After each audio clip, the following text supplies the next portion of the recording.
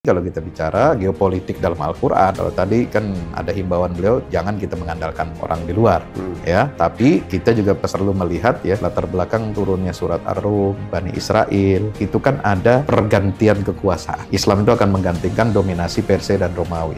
Nah, sekarang ini nampaknya juga hampir mirip. Ketika peradaban Barat ini segera mengalami masa decline karena nilai-nilainya sangat rapuh, walaupun ditopang oleh materi, kekuasaan, uang, dan sebagainya, tapi rapuh dia. Terbukti dengan diuji dengan masalah Palestina Gaza aja, itu sudah kehilangan citra, kehilangan muka. Makanya apa sekarang? Nah, itu harus dimanfaatkan untuk apa? Pergantian sunnatullah, ada pergantian kepemimpinan peradaban.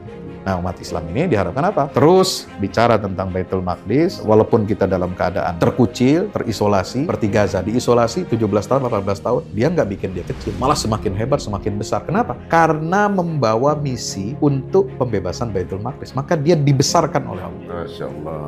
Siapa orang komunitas muslim yang membawa misi mulia ini? Sebagaimana Rasulullah membawa misi mulia itu, dia akan dijaga dan akan dibesarkan oleh Allah dengan cara yang Allah kehendaki dan di luar nalar kita.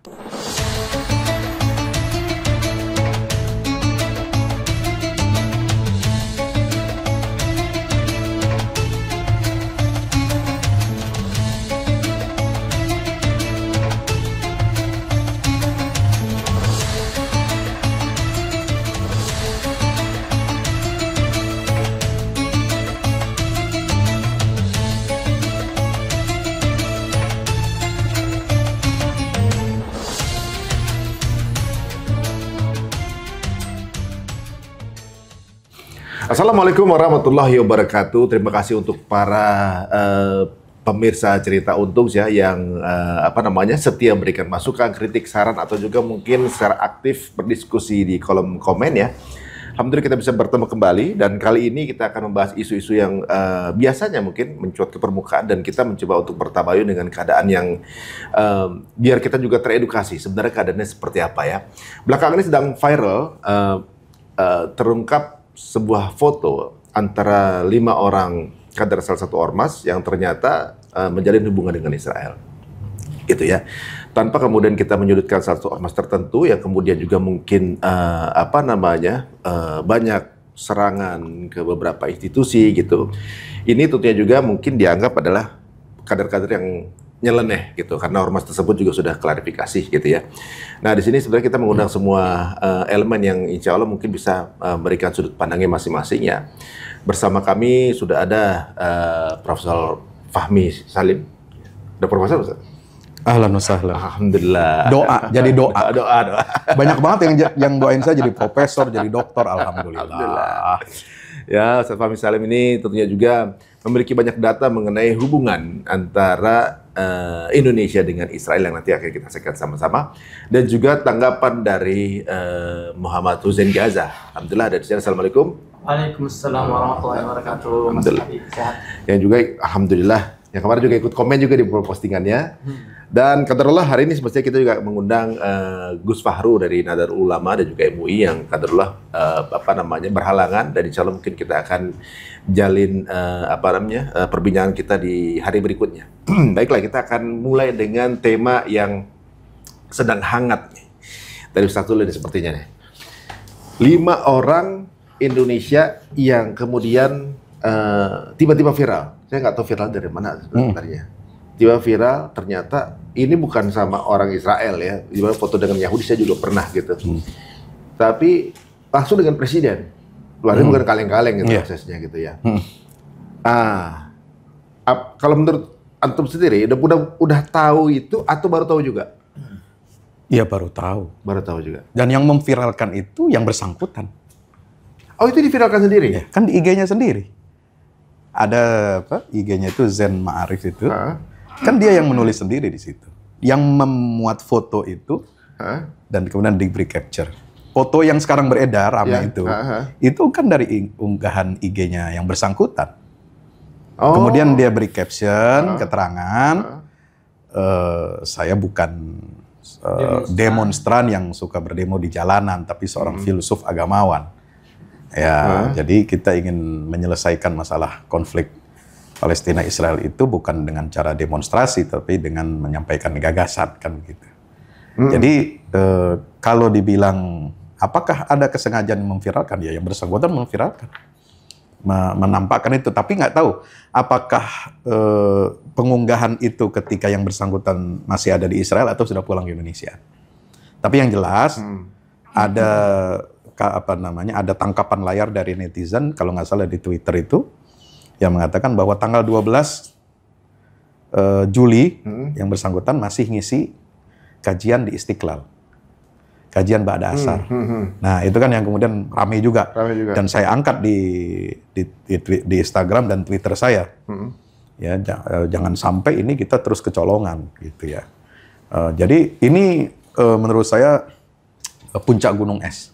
Ya. Puncak gunung es. Kalau dulu tokoh Indonesia yang pelesiran, diundang oleh NGO, kemudian ketemu dengan pejabat Israel itu kan tokoh senior ya, tokoh papan atas, kira-kira begitu. Nah sekarang yang mereka mulai garap itu justru dari kalangan anak muda, ya usia-usia ya seusia Mas Hussein Gaza ini, di bawah saya sedikit lah, karena ada beberapa orang di situ yang 2 orang yang kemudian saya kenal, atau 3 orang yang menjadi pengurus organisasi yang affiliate kepada Zionis ini, yang nama organisasinya itu Rahim, The Ibrahim Heritage Study Center for Peace.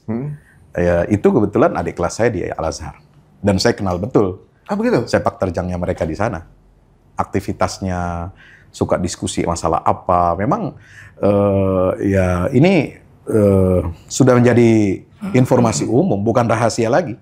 Kalau rahasia umum kan aneh ya. Kok rahasia kok diumumkan? Udah bukan rahasia.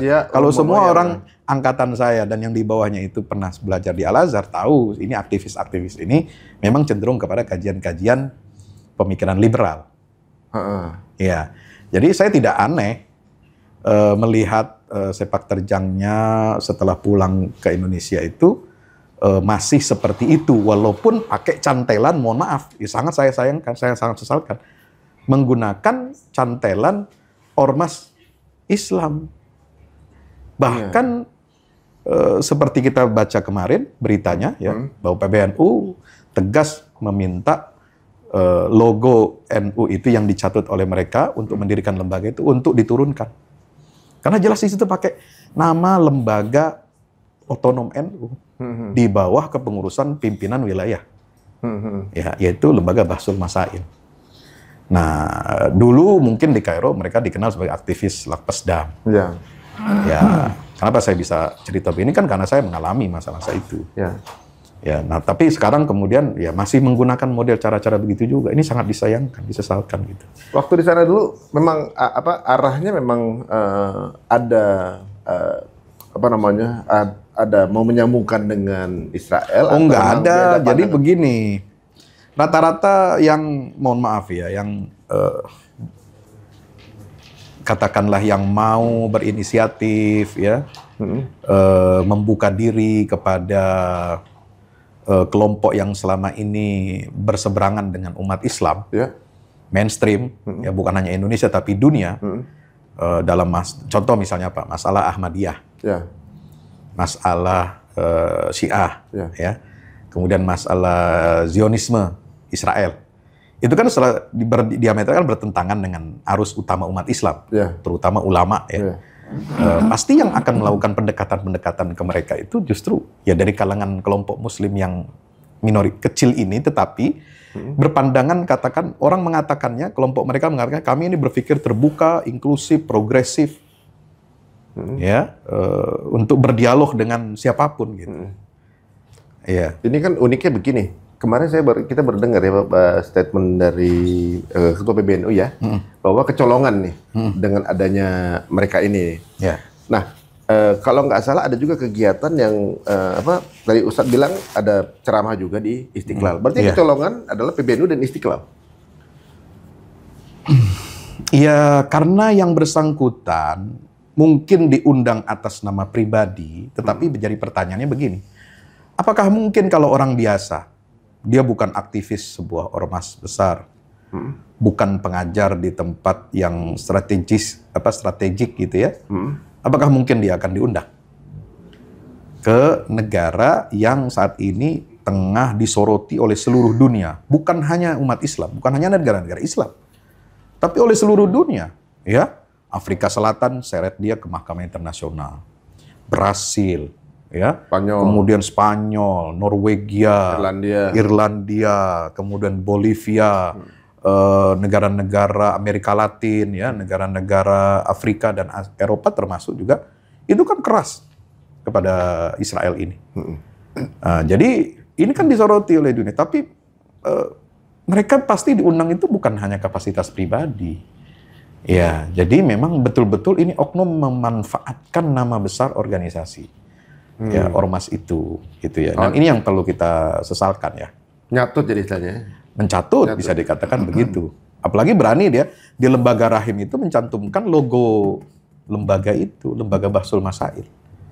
Ya. Dan yang bersangkutan juga pengajar di pendidikan kaderisasi ulama, Masjid Istiqlal, PKUMI. Ya, PKUMI ini setahu saya sepanjang pengamatan saya itu kan melakukan memang kerjasama dengan berbagai pihak. Ya, termasuk ke Al-Azhar. Oke. Karena Al-Azhar kiblat ilmu pengetahuan Islam. Ya, keulamaan semua kiblatnya ke Al-Azhar. Kemudian juga termasuk ke Amerika. Makanya ada sempat berita juga kan bahwa pimpinan PKUMI ini yang juga imam besar Istiqlal itu kan pernah berkunjung ke tempat lembaga yang sekarang disoroti ini, ya, itu American Jewish Committee, AJC, yang dalam situsnya jelas mereka mengatakan stands with Israel gitu ya, jadi berpihak, berada di posisi Israel gitu ya.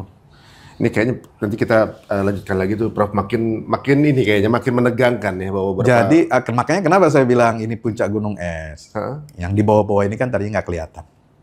Karena ada puncak begini, jadi rame, gonjang-ganjing, lalu kemudian orang melihat membongkar data-data. Termasuk kita nggak tahu tuh sebelumnya, ini kok ada nama lembaga rahim, kok ada mereka mengkampanyekan Abrahamic Religions, termasuk seminar kemarin dibatalkan di Istiqlal itu kan mengangkat tema itu. Oh, ternyata mereka bukan hanya di Istiqlal maunya, pergi juga ke UIN yang lain. Gitu ya. Berarti ini memang jaringan sudah cukup mengakar gitu, walaupun masih baru. Kan ya, silakan Abraham Accord itu kan baru tahun 2020. Jadi ketika COVID itu, Amerika memperkenalkan program untuk normalisasi negara-negara Muslim Arab, ya, termasuk Indonesia, dengan Israel itu kan dengan paket Abraham Accord. Abraham Accord itu kesepakatan Abraham. Oh, jadi bukan cuma Indonesia nih? Bukan cuma Indonesia. Tahun 2020 itu bulan Agustus, Uni Emirat Arab tanda tangan. September itu Bahrain tanda tangan. Ya, kemudian bulan Oktober Sudan tanda tangan, Desember Kerajaan Maroko tanda tangan. Bayangkan sudah mengantongi 4 negara dalam 1 tahun. Indonesia belum tuh kan? Indonesia belum. Kalau ini sukses dan itu mulai dipasarkan ke dunia internasional, makanya 2021 kalau kita lihat situsnya Rahim ini sebelum take-down, saya nggak tahu take-down-nya apakah mereka men-take down sendiri atau hibernating aja. Atau hibernating. Itu 2021 Maret itu sudah berdiri di Indonesia lembaga ini. Dan diresmikan oleh Duta Besar Israel di Singapura. Diresminya di Singapura? Iya, enggak, secara daring. Secara online. Iya. Wah, ini sepertinya justru ada. Nah, 2021, 2022 itu dikampanyekan, kan 2023 hampir kan, itu kan sudah jadi rahasia umum. Bahkan seorang diplomat senior Kemlu, saya dapat bocoran dari beliau, itu mengatakan hampir juga Arab Saudi ikut masuk ke dalam program itu, tanda tangan. Belum. Tetapi didahului oleh serangan Hamas. Nah, nanti beliau mungkin bisa cerita. Tanggal 7 Oktober untuk menggagal. Dan Amerika sendiri, Presiden Biden, Kemlu Amerika mengatakan, kalau tidak ada serangan Hamas itu, Arab Saudi sudah. Jadi salah satu tujuan Hamas serangan Israel itu untuk menggagalkan. Sebab Saudi dan Indonesia ini kan negara besar, jumlah Muslim terbesar, Dan Saudi itu menjadi tuan rumah bagi dua tanah suci, Mekah Madinah. Kalau ada pengakuan dari mereka ini, dan apalagi Indonesia dengan jumlah mayoritas Muslim terbesar di dunia, Israel kan pamornya makin keren, bos. Iya. Oh, jadi ini program yang sudah mungkin cukup lama ya coba dijalankan. Iya. Tapi ini berarti belum dapat kesuksesan di sini. Belum sukses ya maksudnya? Iya, belum sukses. Ini lagi proses, tapi belum akad gitu jatuhnya. Belum akad. Karena sudah tahun 2021 ketika ini semakin panas, Abraham Accord itu kemudian mereka para pemegang kebijakan dan pusat-pusat studi, biasanya kan begini, Amerika itu kan ya, ini hebatnya negara maju ya, negara besar. Jadi setiap kebijakan polisi negara itu selalu di backup oleh pusat-pusat studi dan kajian, ya think tank. Itu juga mempromosikan apa? Bahwa di bawah Abraham Accord ini harus dipromosikan bagaimana mengontrol kawasan Timur Tengah ini. Ya, Israel itu diberi mandat ya dengan apa? Dengan memperkenalkan apa yang disebut dengan Abraham religion. Ad-Dinul Ibrahimi atau Ad-Diyana al-Ibrahimiyah. Yang di Timur Tengah sempat gaduh. Kenapa? Karena pasca 2020 itu diperkenalkan sehingga bulan Februari 2021 ada respon dari ulama dunia, International Union of Muslim Scholars, yang membuat konferensi internasional secara daring, yang dihadiri oleh ulama dari 18 negara, itu mengeluarkan bayan yang menolak konsep ide penyatuan tiga agama menjadi Abraham religion. Kenapa? Karena kalau saya baca dari tulisannya seorang wartawan senior Republika, ya Ikhwanul Kiram Masruri, Masruri itu mengatakan bahwa konsep Abraham religion ini adalah untuk tujuannya politik. Membentuk suatu negara konfederasi yang menyatukan bangsa-bangsa di Timur Tengah, yaitu Arab dan Yahudi, di bawah satu komando negara Israel. Jadi tujuan ini tujuan ekspansionis dan hegemonik gitu. Jadi payungnya normalisasi politik, budaya, ekonomi, tapi ujungnya adalah penyatuan tiga agama. Dan itu lalu kemudian direspons oleh Syekh Al-Azhar. Kan Syekh Al-Azhar baru kemarin datang. November 2021, dia ceramah di depan forum ulang tahun ya, berdirinya Rumah Keluarga Mesir, Baitul A'ilal Misriyah, mengatakan saya tegas menolak ide penyatuan tiga agama ini. Mentah lagi. Mentah. Ulama dunia sudah bersuara. Dia bilang apa? Ini ide absurd, ide mustahil, ingin memaksakan keyakinan, padahal Allah tidak menghendaki demikian, karena Allah menginginkan biarkan kebebasan orang itu untuk memilih. Ya. Kemudian ini adalah sebuah proyek politik. Ya. Nah, begitu. Nah, sebelum kita lanjutkan nih, Ustaz, kita akan bergeser dulu ke Syekh Hussein nih ya. Tadi barusan kita dengar ya, sebenarnya ternyata faktanya data banget yang keluar dari antum nih ya. Saya nggak nyangka kalau ternyata itu, saya pikir kelihayan netizen untuk lihat sejarah data online kalau kita ada riwayat istilahnya anak netizen begitu. Oh, jejak digital.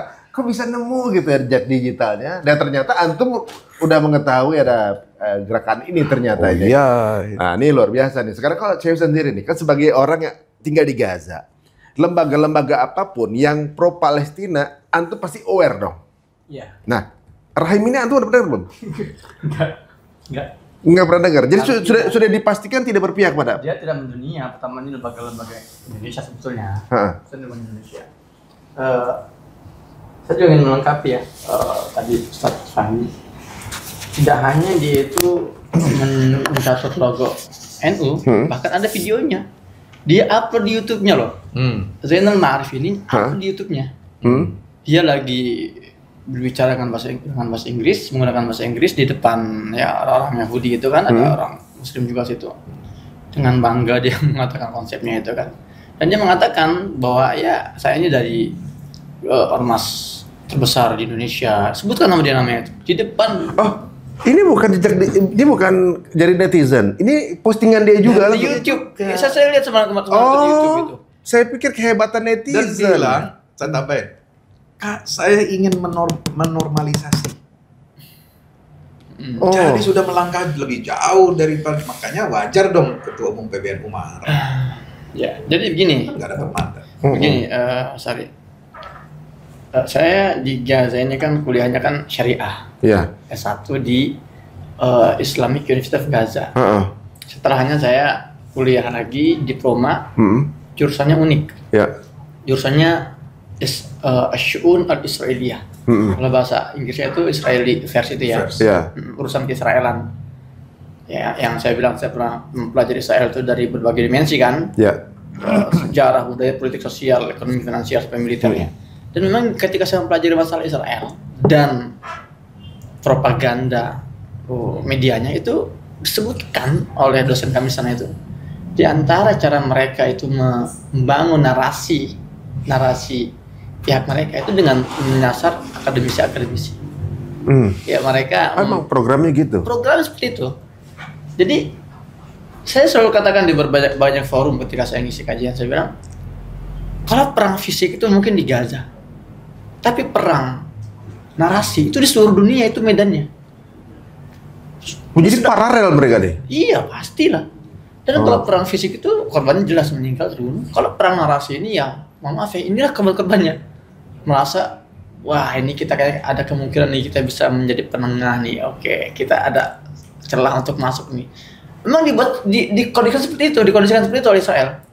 Dan hampir semua statement negara-negara Islam, tanda kutip ya, yang akhirnya mengikat normalisasi dengan Israel, itu mereka melakukan normalisasi itu dengan narasi yang sama. Niatnya bagus. Kami ini melakukan normalisasi untuk Palestina, karena kami perjuangan Palestina lebih dalam, agar kami bisa memediasi gitu kan. Sama itu narasinya. Tapi yang terjadi, mereka semakin tenggelam ketika sudah berhubungan diplomatik. Bukannya mereka yang mendominasi, akhirnya mereka malah diwarnai oleh Israel. Akhirnya mereka yang menjauh dari Palestina. Mereka akhirnya yang malah skeptis terhadap Palestina. Niat awal mereka keren sih. Wow, kita ingin demi Palestina. Enggak taunya malah yang terjebak ke sana. Ya, ketika 7 Oktober terjadi, genosida terjadi, lihat apa peran mereka yang sudah punya hubungan dengan Israel itu apa. Maka hati-hati. Di Indonesia pun gitu kan, yang lagi beredar ya. Di mana-mana kalau antum melihat beberapa tokoh-tokoh nasional Indonesia ketika mereka bicara normalisasi, persis seperti narasinya. Kita ini harus menjadi memediasi Israel Palestina, dan nggak bisa kita lakukan kalau kita tidak melakukan normalisasi. Jadi sebenarnya mereka ini terjebak apa tertipu gitu, atau sudah tahu itu program itu sebenarnya? Kalau menurut antum? Nah, kalau menurut saya seperti statement dari Gurunda Bakhtiar Nasir, mereka ini korban framing. Israel tuh memframing mereka, gitu loh. Jadi kayak gimana? Mohon maaf ya analoginya, kayak ayam dikasih beras masuk kandang gitu kan? Ikut. Nah gitu loh, masuk kandang udah di framing, dibuat jadi alat propaganda. Tuh kan, wahai dunia lihat nih, Indonesia saja, negara muslim terbesar itu ikut sama kita loh, ini duduk bareng. Artinya kita nggak ada masalah, gitu ya. Itu loh pesan yang sampai yang kurang lebih oleh pihak Israel. Oh jadi dipakai untuk Ya, mungkin kemudian ada niat baik, tapi kemudian Israel itu kan ya dia licin. Pengalaman mereka mereka bukan orang baru. jadi kayak kancil jadi ya.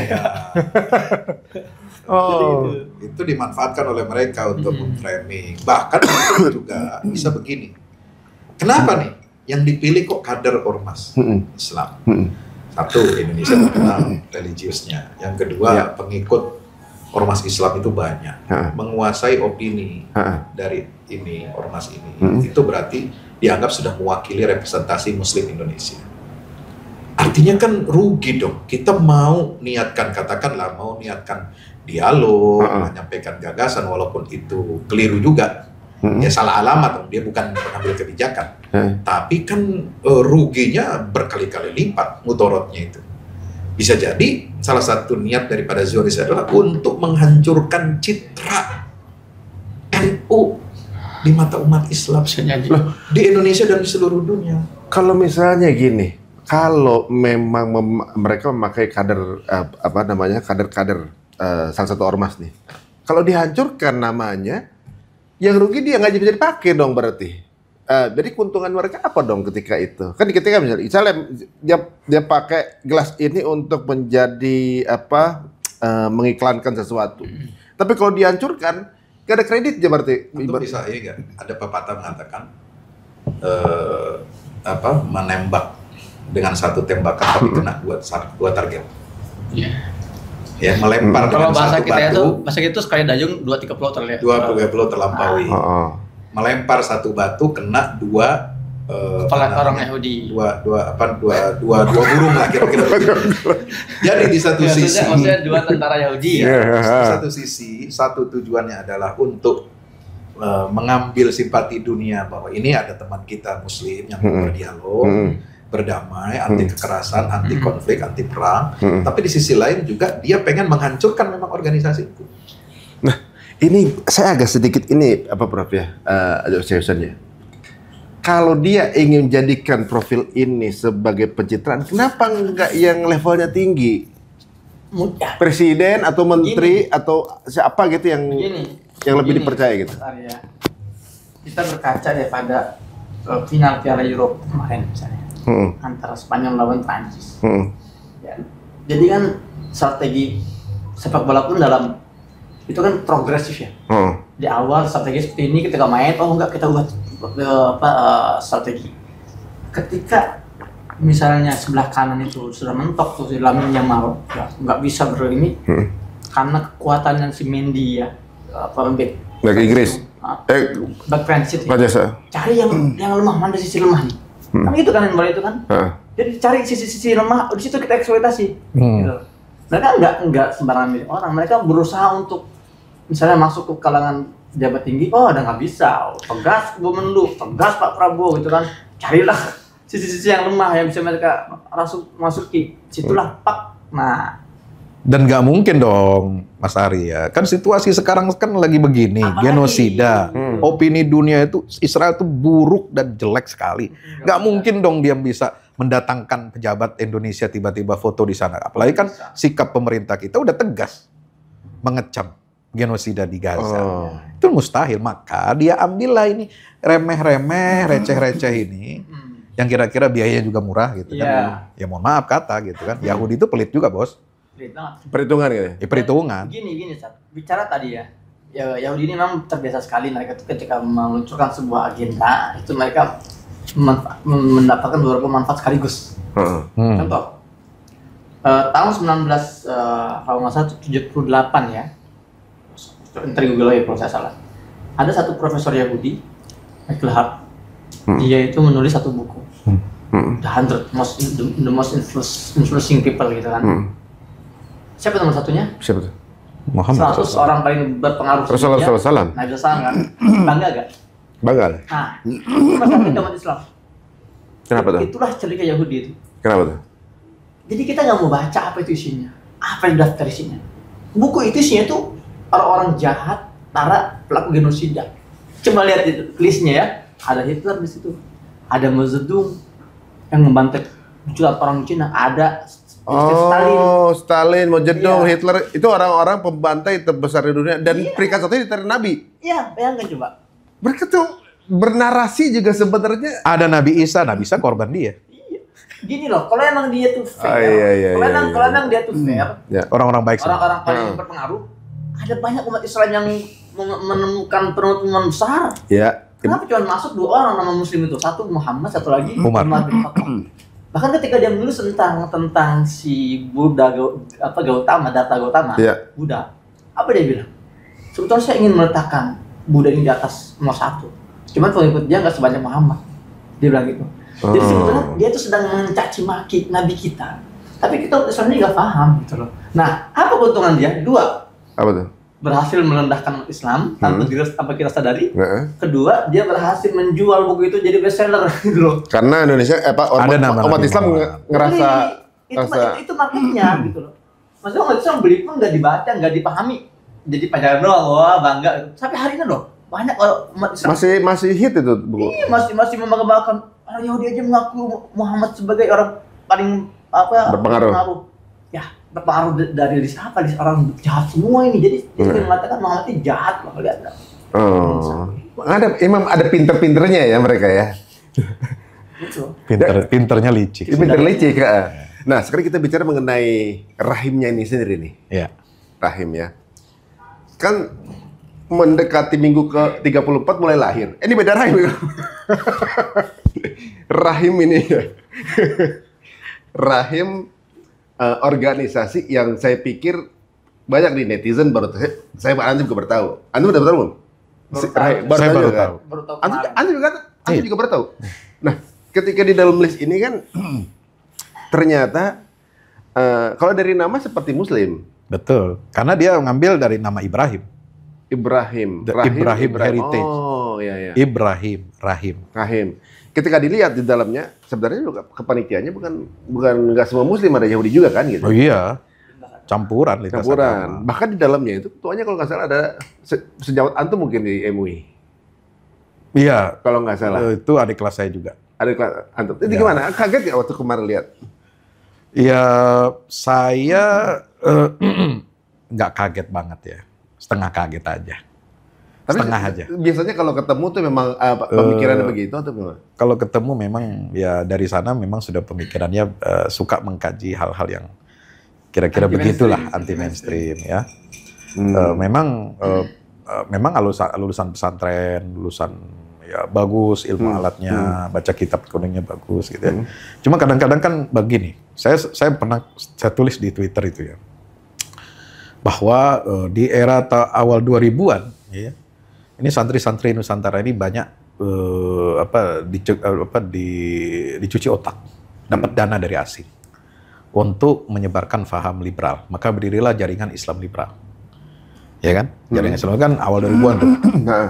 Ya. Nah, kemudian saya bilang, ternyata ya 20 tahun, 2 dekade lebih berikutnya, ini kemudian santri-santri ini juga kemudian digarap dan dicari titik lemahnya di mana. Nah, ini masuklah masalah dialog antar umat beragama. Kalau biasa dialog antara Muslim dengan gereja Vatikan, ya seperti Al-Azhar dengan Vatikan itu kan sudah menandatangani dokumen persaudaraan kemanusiaan universal. Ya. Itu biasa. Tapi kalau dialog dengan Muslim dengan Yahudi, ini kan tidak pernah kita dengar kecuali baru beberapa tahun belakangan ini setelah adanya Abraham Accord. Ya, itu baru. Ini jadi kalau dialog Islam Kristen itu sejak lama, sudah puluhan tahun. Ya. Dan kita ya walaupun ada sedikit catatan-catatan, tapi nggak ada menimbulkan masalah.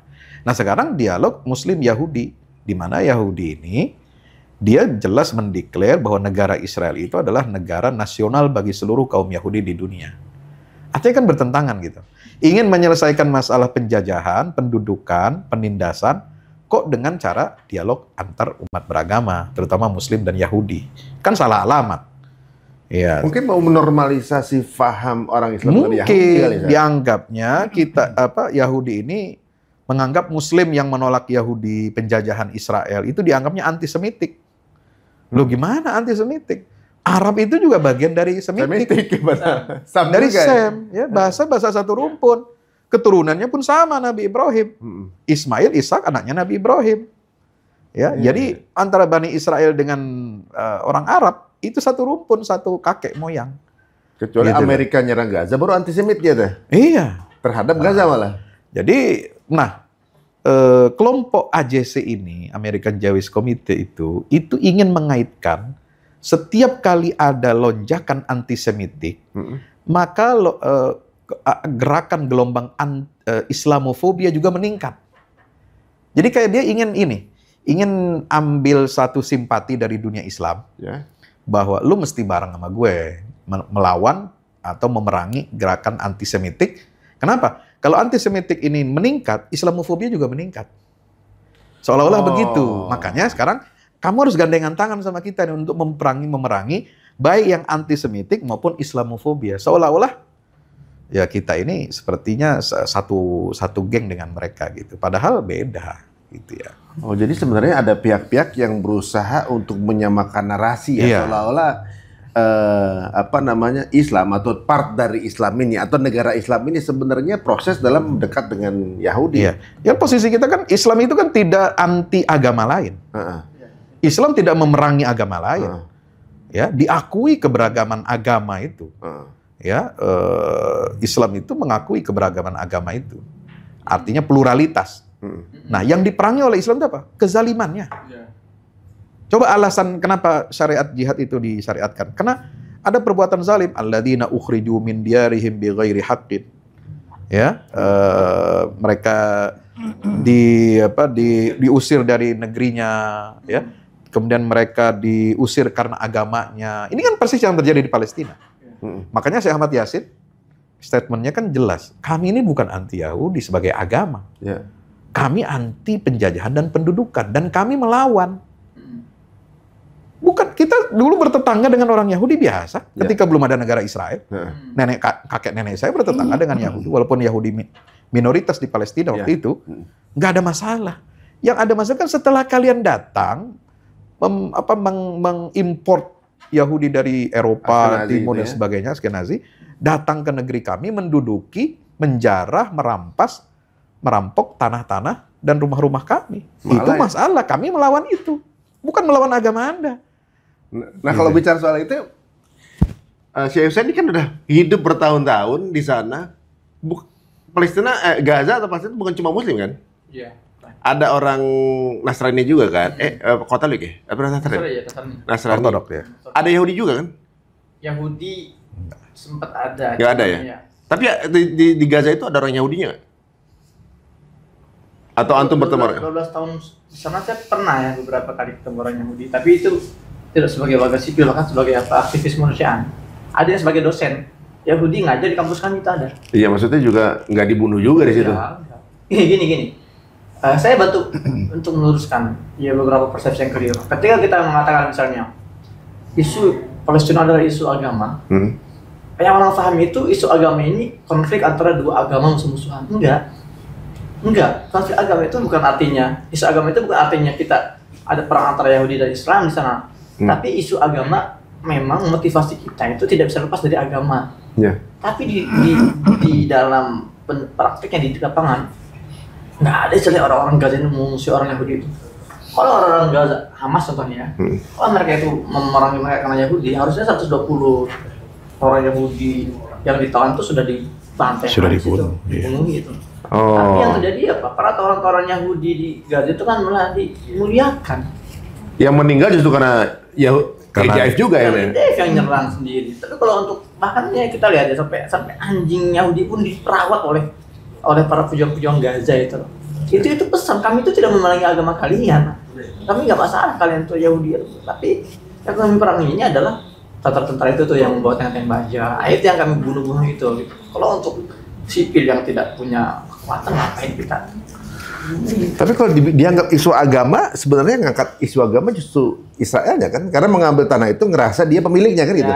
Karena di kitab mereka bilang ya gue yang punya, lah kan itu kitab lu. Kita harus maksa, kita harus percaya. Iya makanya. Nah disitulah. Ya. Agama kita nggak boleh, kalau mereka sendiri. Bener. Waduh, gimana? Nah disitulah masuk ya bahwa ada konflik nuansa agama juga. Kenapa? Karena negara Zionis ini, penjajah ini, agresor ini, dia mendasarkan semua tindakan dan kebijakan politiknya untuk menyingkirkan warga Palestina, umat Islam dan umat Kristen, itu juga pakai landasan kitab suci. Jangan salah. Itu. Mereka sekarang apa? Semua pendiri Israel dan semua Perdana Menteri Israel, dari awal dia berdiri tahun 14 sampai sekarang, mengatakan apa? Kami tidak ada nilainya negara Israel ini kalau tidak ada kuil Salomon itu. Kuil 3 inilah yang kami ingin bangun di atas tanah Masjidil Aqsa sekarang, di atas bukit Masjidil Aqsa di situ yang bukit Moria itu. Ya, mereka bertekadnya apa? Ingin membangun kembali kuil ketiga yang diruntuhkan di awal abad pertama Masehi. Berarti dia yang punya niat isu agama dong? Iya dong. Dia yang ngangkat arti sebenarnya ikut. Dia isu agama. Dia sangat agamis. Nama negaranya aja pakai nama Nabi Yakub. Israel itu kan julukan untuk Nabi Yakub. Iya, benar. Iya. Mereka melandaskan semua pakai kitab sucinya. Nah, sekarang kita kembali kepada 5 orang tadi. Ya, 5 orang tadi, kemudian ternyata terbukalah ada satu gerakan yang namanya Rahim Foundation ini gitu ya. Saya sendiri belum baca ya karena di sosial media lagi rame gitu. Kemudian ada apa namanya kayak susunan organisasi atau segala macam gitu halnya gitu. Struktur organisasi. Nah sebenarnya yang disasar oleh mereka gitu sebenarnya targetnya tuh ngapain aja sih? Kalau kemarin kan katanya sempat ada kajian gitu ya, sempat ada kajian yang terjadi gitu. Nah kemudian kalau nggak salah dengar tuh dibantah oleh Masjid Istiqlal kalau nggak salah ada kajian itu gitu. Nah, yang disasar ini kan sebenarnya bukan nama-nama kecil ya untuk dunia keagamaan di Indonesia kan. Satu ormas besar, masjid terbesar di Indonesia gitu yang disasar. Nggak kaleng-kaleng gitu ibaratnya. Misalnya ada satu perusahaan baru masuk, untuk bisa sampai ke atas butuh waktu. Ketika dari tahun 2020 masuk udah sampai ke akses ini, mereka berarti bisa dibilang cepat juga pergerakannya nih. Ya. Apa yang mendasari itu kira-kira? 2021 sampai 2024 cuma 3 tahun. Tapi mereka bekerja efektif. Kenapa? Tidak begitu banyak dipublikasikan ya ke luar. Jadi kerja-kerja apa? Advokasi, kerja edukasi, kuliah-kuliah Zoom, ya. Online, itu ada namanya lintas kebudayaan LKLB, lintas keagamaan dan lintas budaya. Itu masuk dari situ, ya. Kemudian masuk lagi melalui pintu namanya moderasi beragama. Ini kan cocok dengan slogan Kemenak misalnya ya, dicari-carilah itu. Nah, kemudian ada payung kerjasamanya dengan kedutaan Amerika.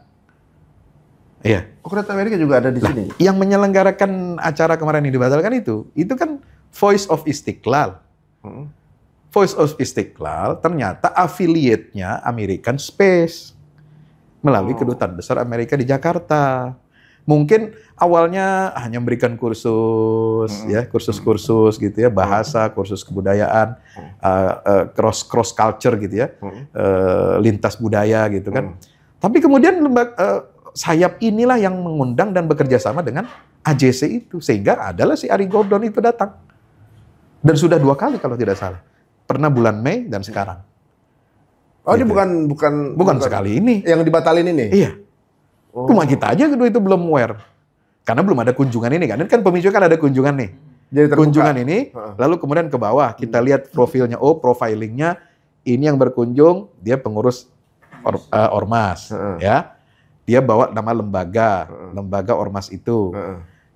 Bikin lembaga namanya Rahim tadi sebagai cangkangnya.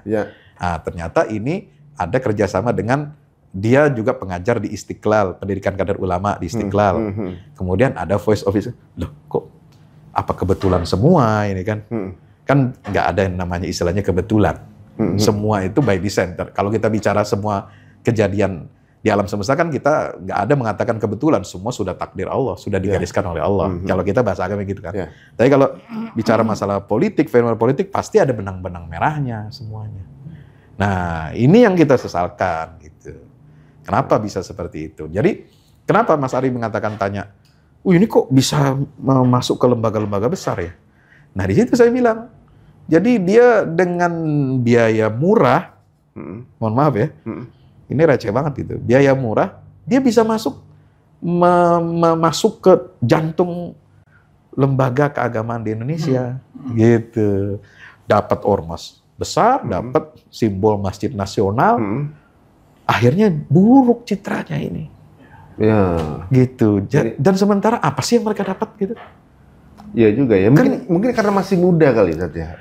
Itu dia, itu. Katanya kan Syekh Husain bilang tadi, yang disasar anak muda kan. Anak-anak muda kemudian yang tidak berpengalaman. Ada buktian diri gitu. Nah biasanya kalau ada acara yang hubungan dengan Palestina atau konflik ini, kan Syekh Husain pasti biasanya selalu ada terundang. Pernah nggak sekali? Mungkin ada diundang oleh lembaga itu misalnya? Nggak pernah. Gitu. Atau apa tadi Rahim atau Voice of apa? Sebelumnya.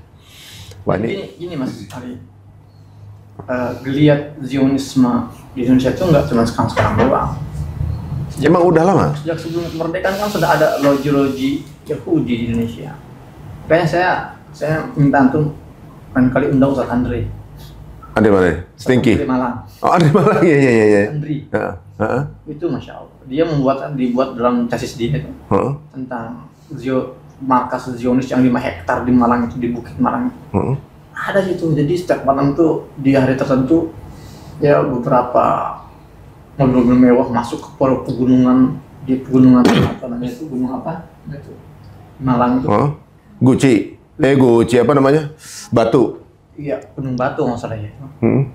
Kota Batu. Iya, ada 5 hektar bangunan Zionis. Itu sejak sebelum Kemerdekaan sampai sejak itu terekspos, itu memang sudah ada geliat Zionis. Jadi mohon maaf, masih ada sisa-sisanya. Jadi di Indonesia ada di Zionis berarti? Iya. Ada atau keturunan ini ada nih? Ya, terang-terangan lah, lihat aja tuh si Baruch termasuk yang hadir dari Limarang di luar Limarang itu ya. Itu yang dari kan kaitannya dengan penjajahan Belanda. Jadi selain 5 orang kader itu, ada lagi orang Indonesia lain yang ikut ke Israel tuh, mukanya kelihatan, namanya Baruch itu. Baruch itu yang dia dengan bangga mengenalkan saya itu orang Yahudi di Indonesia. Yakov Baruch. Itu. Yang dia juga mendirikan sinagog dan museum Holocaust di Minahasa. Oh, menyambung. Itu kan jelas-jelas. Termasuk yang termalam saya mau ketemu nih si Monique Krieger. Dia kan termasuk jelas-jelas menamakan dirinya sebagai aktivis Zionis di Indonesia. Karena FAM itu kan nggak diterima di sini sebenarnya. Nggak diterima, makanya perlu ketegasan. Iya, perlu ketegasan sih emang. Itu museum masih ada juga ya? Kalau masih ada, berarti belum ketegasan, belum terlihat. Jadi negara ini kan sudah jelas posisinya. Ya, tindakan seperti itu bertentangan dengan konstitusi. Ya. Indonesia mengatakan konstitusi kita segala penjajahan harus dihapuskan. Yang kedua bertentangan dengan sila kedua Pancasila, kemanusiaan yang beradab. Ya, kemudian konsensus seluruh pendiri bangsa itu kan menolak untuk normalisasi dengan Israel selama masih ada penjajahan dan pendudukan Israel di bumi Palestina. Bung Karno kurang kuat sekali, ya Bu Mega sampai kelompok kalangan kalangan sosialis kalangan kiri Indonesia itu berpegang teguh pada ajaran Bung Karno. Ya, Marhaenisme, Soekarnoisme itu berpegang teguh. Jadi anti Israel. Lah kok ini yang bidang agama, jurusan agama itu kok bisa kalah kuat itu. Ini kan sangat aneh sekali gitu ya. Nah, jadi kalau bicara masalah tadi kenapa masih ada pola pikir Zionisme di Indonesia ini, saya kira juga termasuk bagian dari sejarah. Nah, kita sayangnya Zionisme ini belum menjadi sebuah kesadaran bersama. Ya, nggak ada mata kuliah di Indonesia tentang Zionisme di ilmu politik kah, ilmu sejarah kah, dan lain sebagainya. Kalau di Mesir udah ada, di Gaza udah ada, ya. Di Mesir itu udah ada pakarnya, bahkan udah ada ensiklopedinya. Profesor Abdul Wahab Al-Masiri. Itu dia bilang apa? Ya, hati-hati, ini akan ada varian baru Yahudi. Apa tuh? Varian baru Yahudi yaitu Yahudi fungsional. Maksudnya, Muslim, bukan Yahudi tapi membela kepentingan Yahudi. Muslim, malamnya masih sholat Isya. Tiap malam sholat Isya biasa kayak orang Islam. Tapi besok pagi, setiap pagi dia bekerja untuk melayani dan membela kepentingan Zionis. Jadi kaki tangannya? Iya. Bahkan seringkali lebih Yahudi dibandingkan orang Yahudi. Ya. Sama dengan Londo Ireng zaman dulu. Londo Ireng zaman dulu lebih kejam dibanding Belandanya katanya. Dibanding yang kulit putih mancung itu. Katanya mereka yang eksekusi itu bagian Londo Ireng. Nah, yang pesek-pesek justru masih lebih galak gitu. Karena pembuktian. Nah, berarti kalau di narasi-narasi sosmed itu yang kemudian mengadvokasi, membela, itu berarti bagian dari itu. Mentalitas itulah yang harus dihilangkan. Lokal mentalitas apa? Mentalitas menghamba kepada penjajah. Iya. Gitu. Jadi kalau misalnya negara masih dijajah, dia akan jadi Londo Ireng itu. Iya. Jadi sebenarnya mereka ini kayak X-Men ya. Ada, banyak, dan tersembunyi. Ada, bermutasi. Mungkin mereka ada grup sendiri gitu ya. Dan bermutasinya ini hati-hati, dia bukan hanya dia yang punya terah darah Yahudi, misalnya seperti tadi Monica atau siapa gitu, Yakov itu ya. Tapi ini Muslim yang nggak ada hubungan darahnya dengan Yahudi. Dan dia agamanya Muslim. Antara ajaran Islam, Rasulullah menghadapi Yahudi di Madinah kan jelas bertolak belakang. Tapi kenapa bisa? Nah, itu maksudnya dengan apa? Model-model cara halus. Ya, infiltrasi apa? Dari pemikiran dan ideologi. Ya, humanisme, perdamaian. Ya, anti kekerasan loh. Iya, kita semua sepakat. Kita nggak boleh suka kekerasan. Tidak boleh dalam Islam itu suka kekerasan. Ya, kita harus perdamaian, iya. Tapi kita lihat sekarang ini yang mengajak kita berdamai, ini apakah dia negara yang memang anti kekerasan atau dia melakukan kekerasan itu sendiri? Nah, negara penjajah Zionis, anehnya kan, ini Zionis nih lagi melakukan genosida, kok tiba-tiba ada suara ingin perdamaian, ingin normalisasi, kan aneh. Iya. Ya gimana kita mau berdamai dengan orang yang ngebunuhin saudara kita, yang merampas tanah airnya, yang membantai anak-anak dan kaum wanita gitu. Itu perlu dipertanyakan tingkat perkemanusiaannya. Butuh sampai selevel apa sampai akhirnya dia tahu kalau ini asli jahat gitu kan. Betul. Menurut mereka berarti berapa ribu? 40 ribu, 30 ribu ya? Yang sudah 40 ribu. 40 ribuan kan? 40 ribuan ini masih dianggap bisa denormalisasi gitu. Berarti satu dua orang. Kalau ada pembunuh ngebunuh 1-2 orang, itu kan udah disebut penjahat. Kalau ngebunuh satu kampung, tentu di atas penjahat dong. Ini ngebunuh satu bangsa, puluhan ribu. Ente mau bilang apa dia? Iya. Udah buktinya depan mata gitu. Bukti depan mata. Kenapa masih? Kenapa masih takut mengatakan bahwa itu adalah sebuah tindakan anti kemanusiaan? Dan mereka salah alamat kalau mereka bilang kami ingin memediasi Palestina Israel. Jangan di situ. Ini kan lagi ada proses mediasi nih di Qatar, di Mesir, ya kan? Mediasi kejahatan senjata misalnya kan. Ngumpul di situ oke lah gitu loh. Ketemu dengan para petinggi misalnya Mesir, atau para petinggi Qatar, Amerika yang berusaha menghentikan perang ini, bukan malah Tel Aviv sana. Sih. Kalau dipikir juga kan negara-negara di PBB juga udah berusaha kan sebenarnya, anggotanya udah berusaha ya, itu juga nggak berhasil sebenarnya kan, anggota udah berusaha, kemudian pemerintah kita juga berusaha untuk menjadi mediasi juga, tapi kan nggak juga tembus gitu. Ya mungkin ada jalur lain kali yang mereka miliki untuk bisa dapat gencatan senjata ini. Tapi saya dengar ada narasi mengatakan bahwa kelima kader ini masalahnya begini, yang menggemaskan itu bukan dia ingin menghentikan perang, bukan untuk bicara tentang gencatan senjata. Bukan ceasefire itu. Dia justru bilangnya apa? Ingin menormalisasi. Jelas sekali. Jadi dengan jelas sekali ini mengkhianati konstitusi. Ya, tidak kata dia dalam tweetannya kan, dalam postingannya. Saya bukan demonstran yang suka aksi demo gitu ya. Di jalanan. Dia kan sarkas. Dia nggak tahu para akademisi dunia itu demo loh. Para dosen-dosen di Inggris, Eropa, Amerika, mereka turun ke jalan. Dan intelektual gitu loh. Ya jangan seolah dia paling benar kan. Oh saya ini bukan demonstran, jadi nggak perlu demo lah. Hebat sekali ya. Jadi 10 universitas ranking terbesar di dunia, semua pro Palestine. Iya. Dia menganggap bahwa dia lebih tinggi lagi. Dia menganggap dialah satu-satunya filsuf.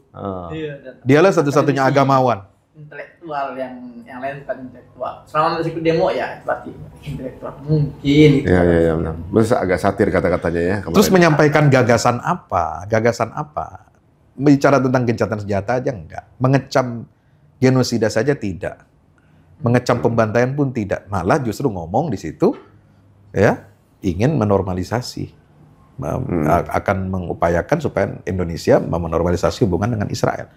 So ini satu hal yang, lu siapa gitu? Ya negara aja nggak begitu sikapnya. Pimpinan ormas Islam nggak ada yang bilang begitu. Kok lu mendeklarasikan begitu tuh apa gitu? Saya dengar kalau nggak salah kan mereka kesana karena meneruskan langkah Gus Dur seniornya. Iya benar. Nah, itu masalahnya nyatut nama-nama Gus Dur segala gitu. Gus Dur itu saya juga baca kan artikel tentang Gus Dur ketika menemui Simon Peres misalnya, atau ketika menemui beberapa petinggi Israel. Tapi yang didatangi itu adalah petinggi Israel yang ada etikat untuk berdamai. Itulah yang dihadapi oleh Gus Dur. Dia tak kalau ketemu seperti Netanyahu atau Ariel Sharon nggak akan justru mau ketemu. Karena mereka ini orang-orang yang jelas menunjukkan itikat buruknya ingin membantai. Gitu. Dia mengatasnamakan Gus Dur itu artinya sedang merendahkan almarhum. Berarti yang dicatat banyak ya? Dan waktu itu Shimon Peres berjanji kan di depan Gus Dur dan yang lain tokoh-tokoh dunia Islam waktu itu kan akan ada solusi dua negara. Sekarang setelah Abraham Accord, ya itu nggak ada namanya solusi dua negara. Hanya one state yaitu Israel. Semua harus menyatu di bawah komando Israel, buat sebuah konfederasi politik ya, kita normalisasi Arab Yahudi jadi damai ya, tidak ada lagi bicara tentang Palestina. Jadi solusi negara Palestina tidak ada. Itu menurut Zionis sendiri sekarang.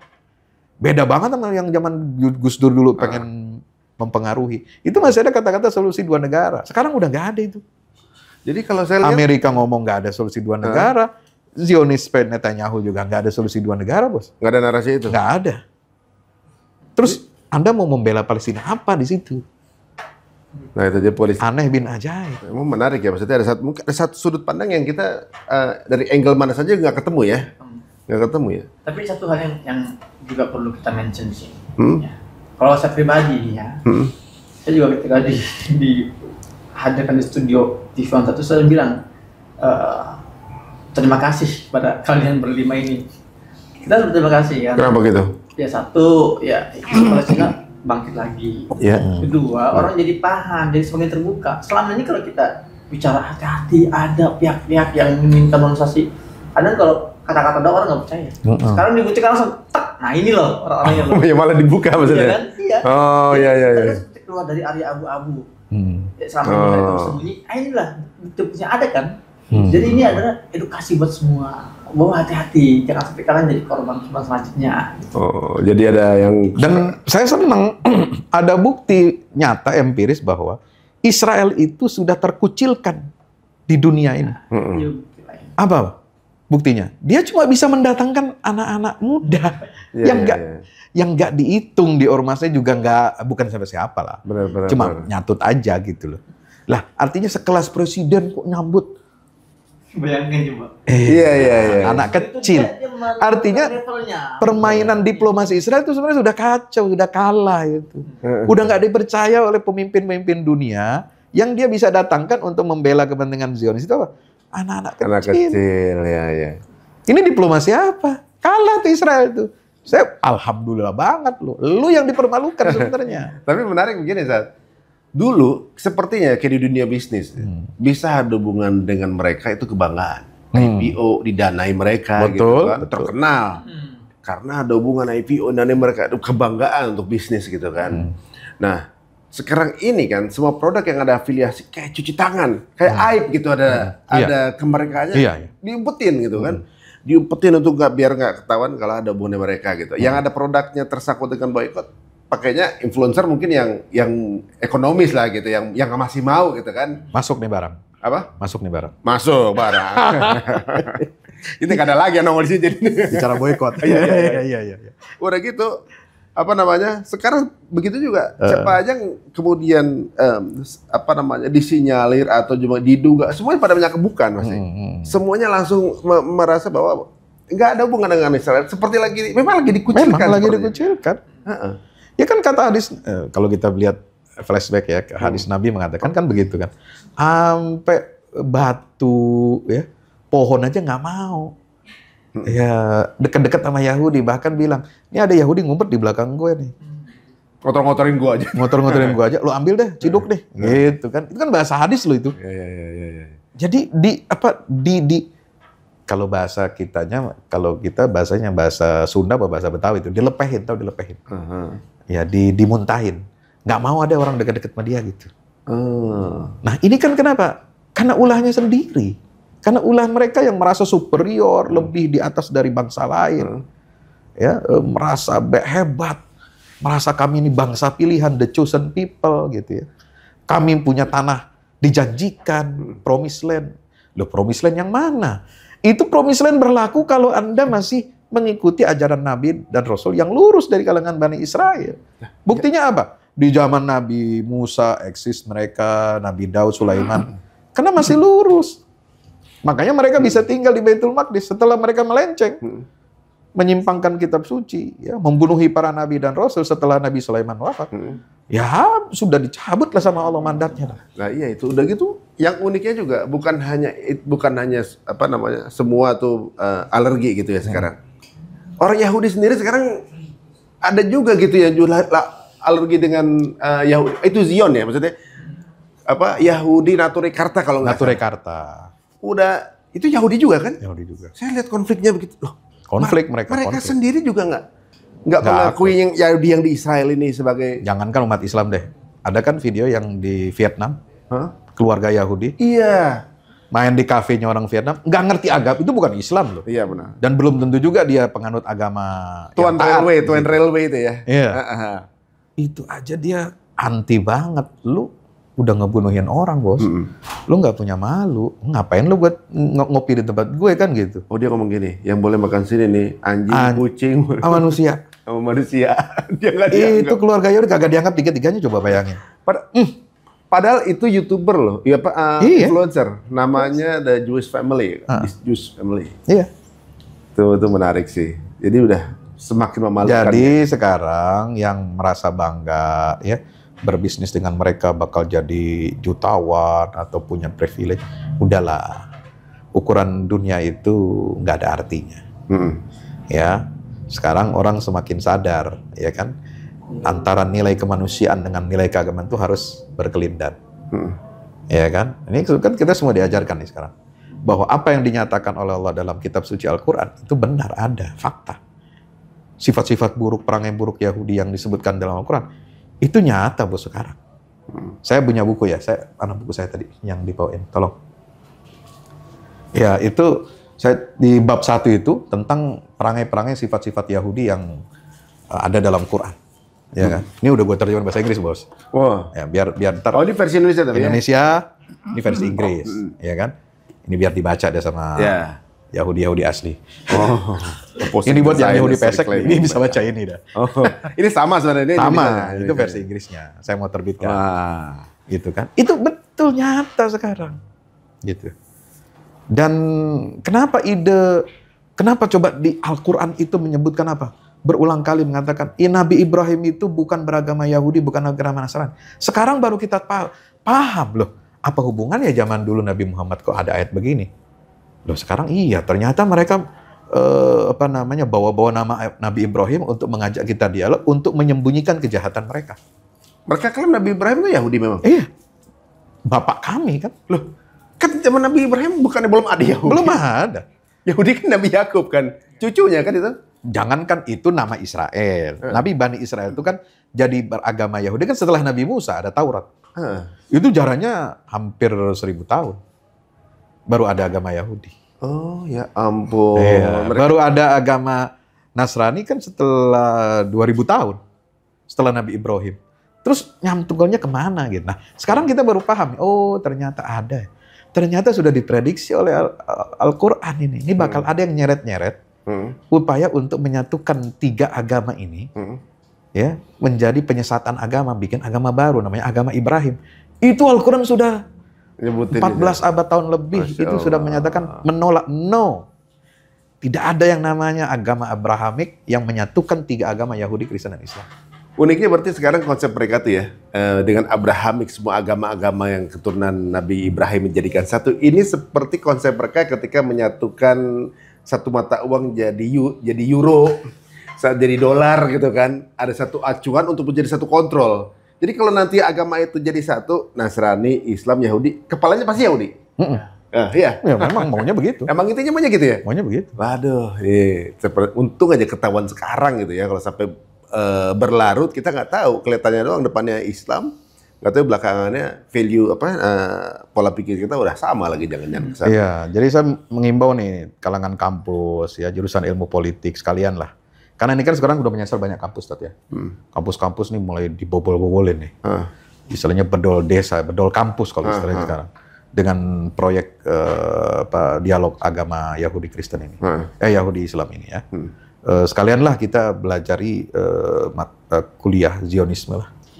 Bagusnya itu. Ada Ada. pelajaran Judaisme. Harusnya ya. Judaisme. Apa itu Judaisme?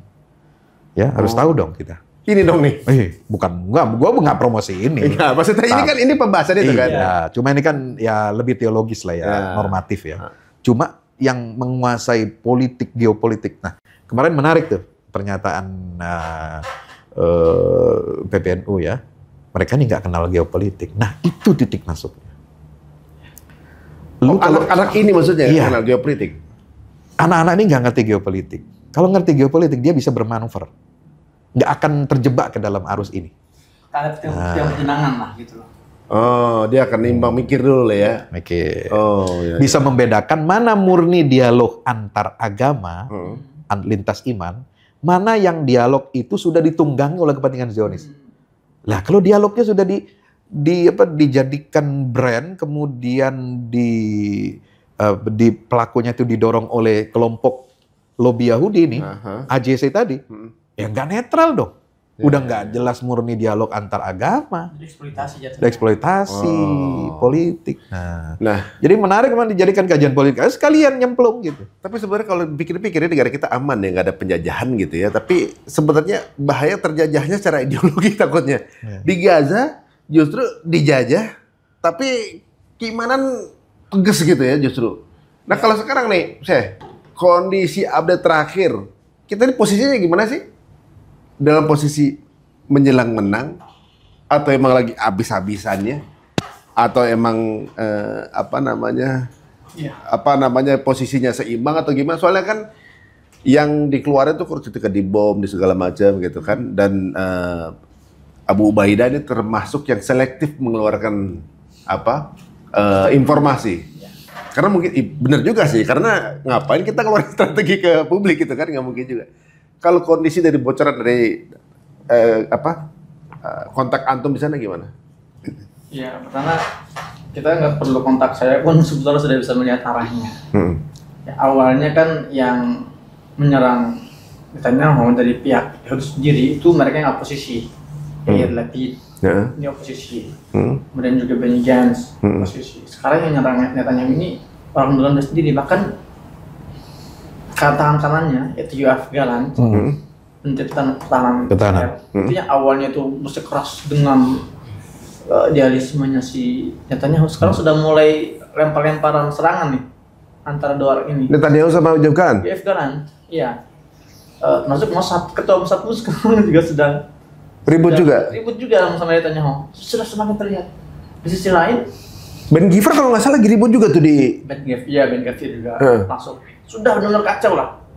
Makanya sekarang tuh kalau melihat dari pidatonya si Netanyahu 2 hari lalu ya, setelah pembantaian di Mawasi, jadi di Mawasi ini ada satu Di lokasi, mana tuh? Khan Yunis ya? Khan Yunis, di Khan Yunis pantai itu yang dianggap paling aman. Maka orang tuh banyak berubah mendirikan tenda situ. Dikirim 8 bom tuh jedam itu.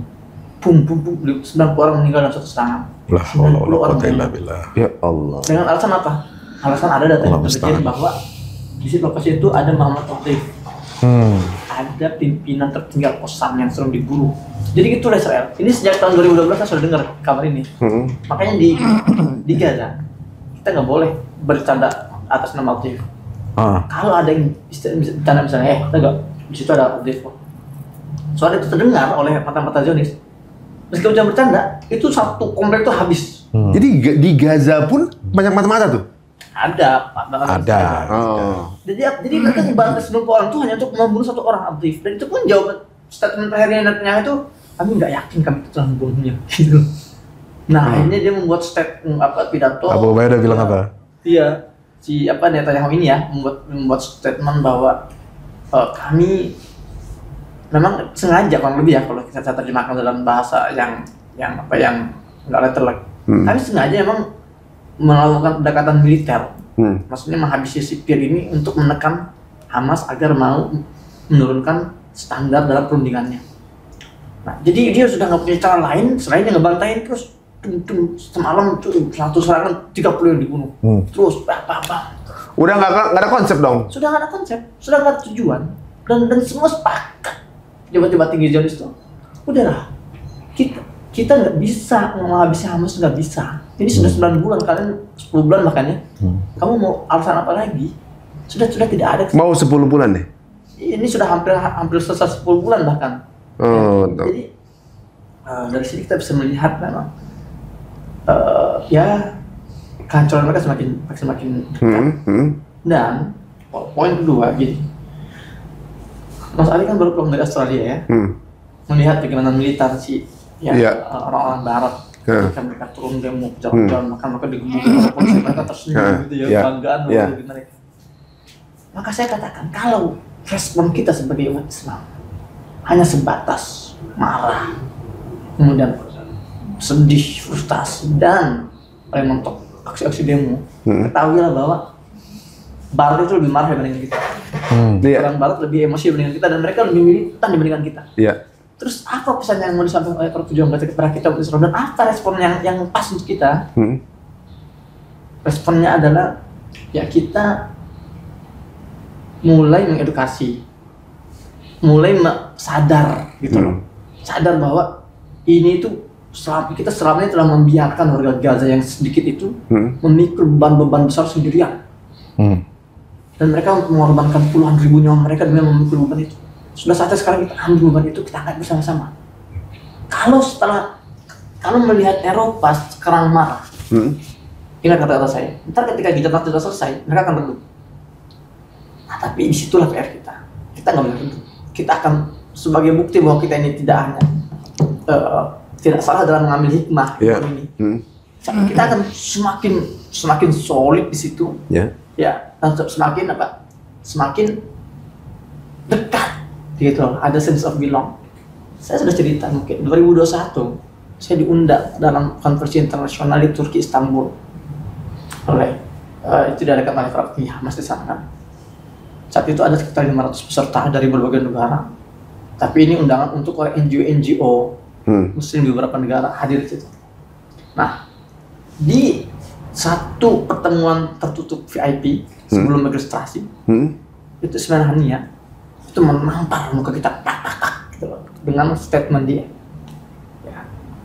Saya sudah sampaikan substansinya di podcast sebelumnya, tapi saya nggak sampaikan ke saya ini ya. Nah, apa kata Ismail Haniyah? Ya ahbabna, ishu, istayqazu, antum lastum tadhamin. Wahai saudara-saudara kami umat Islam, bangun dong, sadar. Sudah bukan lagi waktunya kalian ini bicara narasi solidaritas. Itu nggak pantas, itu bukan narasi kalian. Kalau Barat ya turun jalan-jalan karena solidaritas, karena kasihan. Kalian bukan. Kalian ini korban. Ya gitu loh kata saya. Itulah kata-katanya. Bukan cuma Gaza loh, lu juga kalian gitu. Korban. Ya benar. Kalau kalian hanya menggunakan narasi solidaritas peduli, maka kalian itu akan cepat redup. Ntar perang selesai, udah redup lagi nih.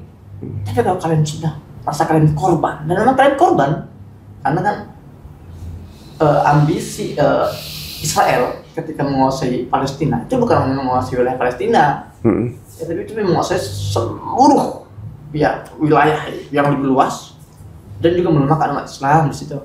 Melemahkan umat Islam itu kenapa ketika Israel meneriakkan SOS ya, memanggil bala bantuan, semua Eropa itu bantu. 27 negara Eropa benar-benar membantu Israel menghabisi Gaza. Ada apa? Apa kepentingan mereka? Karena mereka tahu kalau Israel ini runtuh, maka hegemoni Barat runtuh. Iya, kan? Benar. Maka ini secara hegemoni sebetulnya. Iya. White supremacist dong, terutama negara G7 itu. Iya. Maka kata Islamnya, kalian korbannya sekarang itu. Karena jadi ubah mindset. Ya, sekali kalau kita hanya sekedar peduli, itu adalah motivasi yang rapuh. Makanya hadis yang mengatakan man la yahtam amril mu'minin atau muslimin. Ihtam ini sebetulnya arti aslinya bukan sekedar kepedulian. Ihtam ini hamma yahumu. Gelisah. Kemudian gerah, marah, emosi.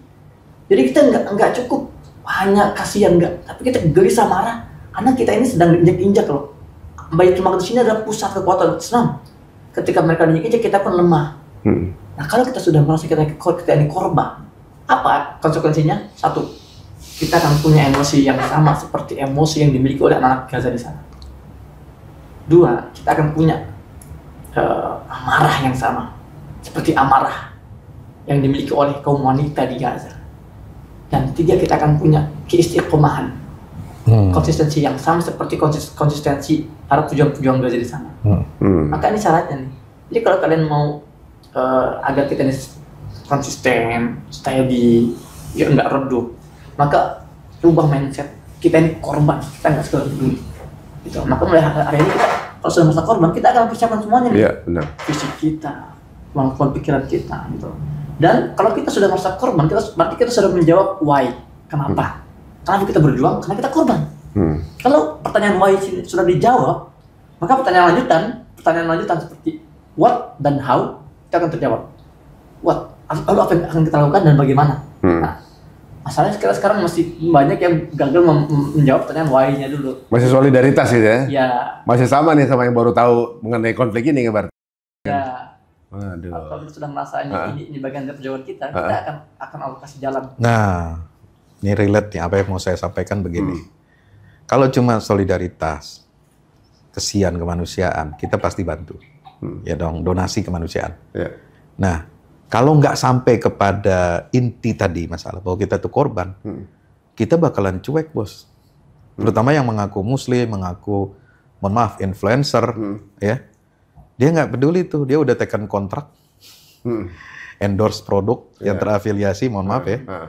Itu dianggap, ini kan bakal selesai juga nih perang nih kan.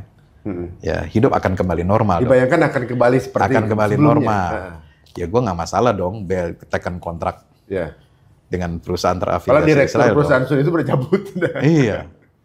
Artinya kan Israel ini kan sekarang sedang permak muka nih, memperbaiki citanya supaya bisnisnya nggak hancur. Nah, makanya dia gelontorin banyak duit tuh, ratusan miliar. Berapa? Ya untuk satu negara aja bisa ratusan miliar.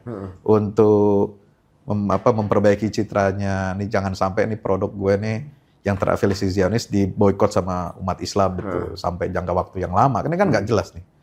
Tapi kalau kita boikotnya cuma sampai selesai perang, ya akan kembali normal dong ekonomi Israel. Iya.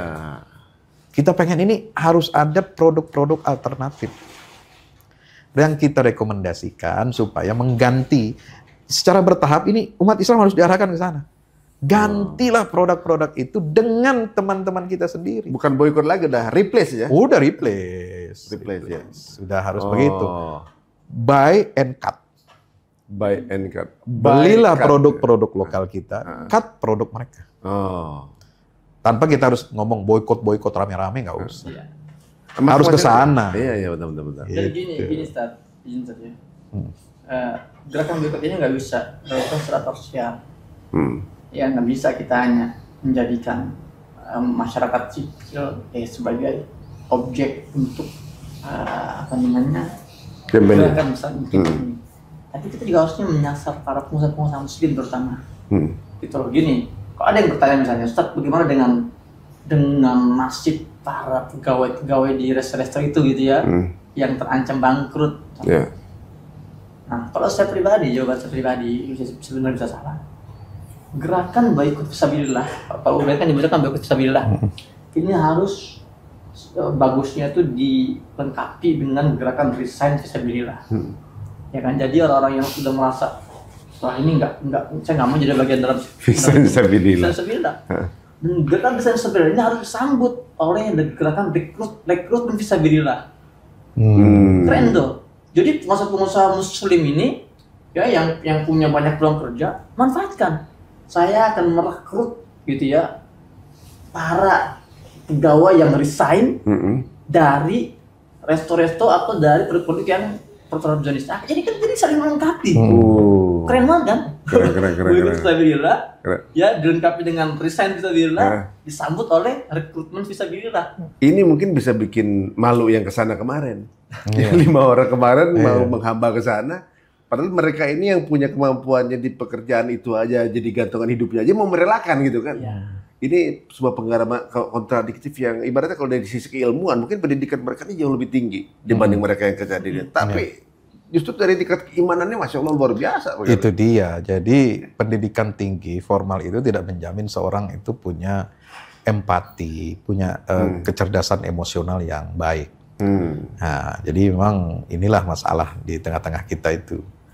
Ya, ini yang kita sayangkan. Mereka terlalu prematur.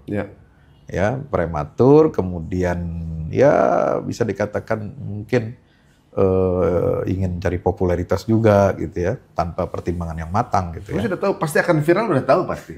Iya, pasti. Tapi kan viralnya yang jelek, bukan kebaikan. Loh, kalau diposting di sosmed pribadi itu kemungkinan viralnya, kemungkinan untuk berharap di viral pasti ada, benar nggak? Menurut antum ya? Menurut antum ya? Pasti. Tapi kan jelek. Dan jadi ada kalanya orang, aib itu. ada kalanya orang itu sengaja beda meskipun jelek demi viral. Ada seperti itu kan? Manajemen konflik gitu kan? Itu sering kan, gitu memang kan? Ada juga memang ada bagian dari ini juga. Udahlah, bikin rame gitu. Kita pokoknya mau diketawain, kayak yang penting kita viral dulu deh gitu loh. Orang-orang sudah terbranding dulu, tetap ini pernah denger nih, pernah nih. Gaduh dulu gitu. Ya ada, tapi namanya jadi naik gitu. Ya. Ada juga soalnya yang suka mengadvokasi Israel kan namanya naik walaupun dibully kan. Ya benar juga kayak gitu. Nah ini mungkin pertanyaan terakhir dan juga Syekh. Kan di beberapa negara pendukung Israel sekarang sedang ada pergantian nahkoda. Gitu kan. Di Inggris Streimer kalau salah ya, di Sunak diganti beliau, kemudian ada kemungkinan besar Prancis ganti juga? Ganti. Sekarang yang menang pemilu kan partai kiri, sosialis, yang pro Palestina. Oh begitu malah? Iya. Oh si Macron nggak lanjut? Enggak. Nggak lanjut? Enggak. Nah ini kan ini juga unik nih, pergantian kepemimpinan. Bahkan di Amerika sendiri ada kemungkinan besar Trump lagi. Tapi Trump kan pendukung Israel. Iya, nah menurut pandangan masing-masing nih, pandangan antum gimana? Menurut antum gimana? Ini ganti semua nih, ini ganti nahkoda. Apakah pada saat mereka memimpin, kemudian akan cari muka? Udah pasti kerjaan orang yang baru jabat itu cari muka. Itu pasti kerjaan akan pertama. Berbeda dengan sebelumnya. Benar. Dan itu kan yang mereka kampanyekan. Mereka mengkampanyekan apa? Pemihakan, ya, kepedulian kepada kelompok tertindas seperti Palestina. Jadi inilah blessing in disguise. Ini yang tidak diduga oleh Israel. Tidak diduga dalam artian tidak bisa diprediksi dijadikan sebagai sebuah kapitalisasi untuk kemenangan opini propaganda mereka. Ternyata negara-negara besar yang selama ini lekat sebagai negara pendukung Israel itu desakan arus massa opini massa mereka itu menghendaki jangan sampai kami bayar pajak ke negara kemudian digunakan untuk mendukung Israel. Itu udah berubah itu. Jadi luar biasa ini perkembangan terbaru ini. People's power ya. Iya, jadi hancur semua citra Israel itu. Jadi mereka nggak nyangka kenapa apain perang dekat pemilu gitu ya. Karena dianggapnya perang ini mungkin selesai 2 bulan, 3 bulan, sekarang ternyata sampai selesai pemilu di negara-negara besar. CS-nya diganti. CS-nya diganti. Tapi kan Keir Starmer itu termasuk yang pro Yahudi. Memang, tapi anggota-anggota parlemennya yang memilih mereka ini kebanyakan pro Palestina. Karena nggak suka sama kebijakan Rishi Sunak. Gitu, dianggapnya seperti itu. Bagaimana dengan Donald Trump? Dulunya kan dia meresmikan Yerusalem juga. Betul. Ya kalau Donald Trump sih kita tahulah Amerika ini agak susah karena cengkraman Yahudi Zionis ini sudah sangat kuat, ya. Jadi siapapun penggantinya itu pasti sudah di bawah hegemoni lobi Yahudi. Nah, cuma bedanya nanti apakah dia lebih mengedepankan isu kemanusiaan atau dia pakai hard power atau soft power gitu aja. Jadi dia pasti pemimpin baru pasti akan pencitraan. Cuma pencitraannya mau ke Zionis atau ke publik gitu. Ya. Nah, kalau antum sendiri gimana? Antum udah pernah kan ngeliatin itu zamannya Trump berkuasa, antum masih di sana kan kemarin kan? Apakah kemudian kalau dia menjabat akan ada perbedaan gitu atau gimana? Kalau saya menggunakan bahasa orang Gaza ya, salah seorang karikaturnya itu ketika Trump diganti oleh Joe Biden, ya, itu kan, itu apa? Tulisan gini, masih gerobak yang sama, hanya ganti masih gerobak dan keledai yang sama, hanya ganti masinis doang gitu loh. Ya masih tetap keledai juga kan. Jadi gini, kalau saya pribadi ya saya nggak pernah berharap bahwa pembebasan Baitul Maqdis ini Kontribusi oleh mereka. dipengaruhi oleh mereka, enggak. Karena Allah sudah menjelaskan ya dalam narasinya itu jelas sekali bahwa sifat yang akan mengembalikan Baitul Maqdis itu dua, satu ibadan lana, kedua ulibatin syadid.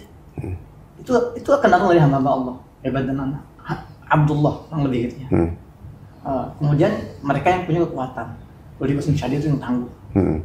Jadi ketika Allah menjelaskan sifat ini, ya Allah sedang open recruitment pada kita hari ini sedang dibahas. Kalau kalian mau menjadi bagian dalam pembebasan Baitul Maqdis seperti yang sudah terjadi, kalian harus memenuhi dua target ini. Jadilah hamba Allah yang baik.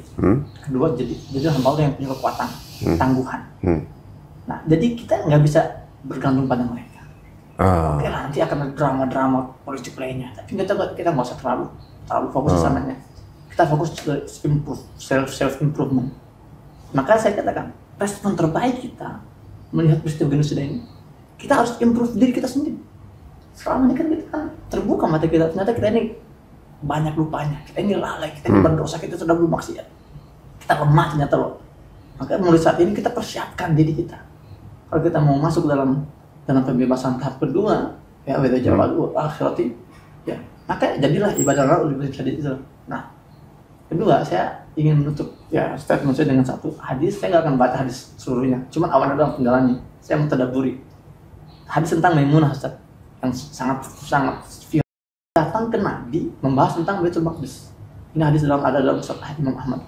Qalat ya Nabi Allah aftina fi Baitul Maqdis.